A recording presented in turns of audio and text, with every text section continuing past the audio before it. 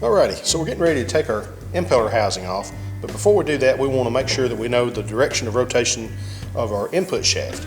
And the way you determine that is you can notice you can turn this shaft one direction and it doesn't really want to turn back the other. That's because the blades of the impeller are curved as they rotate within the pump housing. So that's how we know which way that we need to orient the vanes on this new impeller when we install it. So on this lower unit, if you look at the shaft from the top down, it's going to turn clockwise and it won't turn counterclockwise. So now we know that, we're going to take this pump housing off.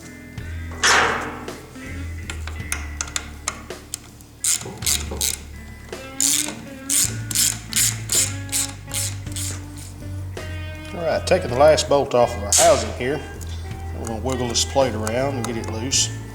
Then we'll slide this off of the pump housing.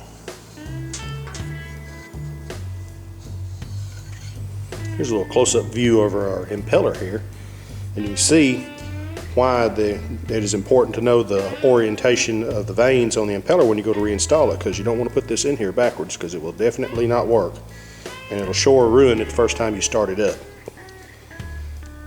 So we'll pull that out of there. There we go. Yeah, housing looks pretty good.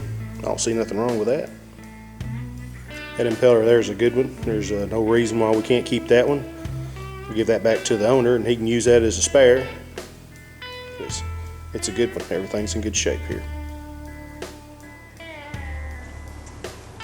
Got our housing ready to go here. It's all cleaned up, ready to go.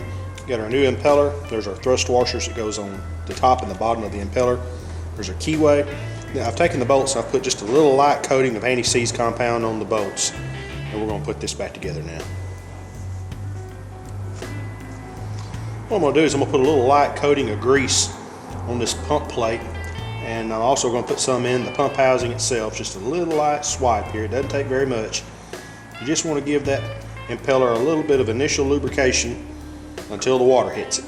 That way it doesn't overheat the pump impeller and burn it up on your initial startup. Okay, next I'm going to take our little nylon thrust washer that goes on the bottom side of the impeller, and we'll drop it in place. There. Then we'll take another little dab of grease and we'll put it on our keyway that goes into the impeller. That little dab of grease will hold that in that shaft while we put our impeller in place. Next we're going to install the impeller and line up the keyway with the keyway on the shaft.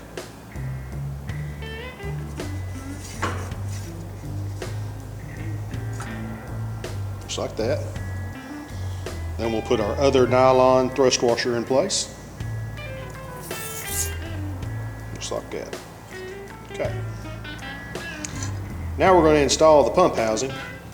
And what we're going to do is we're going to turn this shaft in the direction that it normally runs to orientate the vanes of the pump into the housing. We'll put just a little bit of light pressure on it while I turn it, and then it's just going to fall right down into place. That way we know we have the vanes of the pump turning in the right direction. Then we'll just put our bolts back on the cover. One thing I want to show you right quick before I tighten these bolts down in this housing.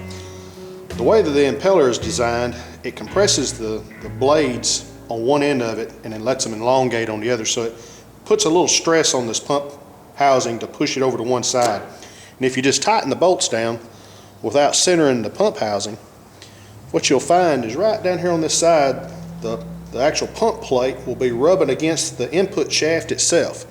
So what we want to do is we want to just kind of pull that over to where we have an equal gap all the way around the input shaft. And then we're just going to hold that in place while we finish snugging these bolts up. That way our input shaft doesn't rub up against the pump housing and cut a gouge in that input shaft. There, now we've got a nice equal gap all the way around that shaft, so we won't have to worry about rubbing that pump housing.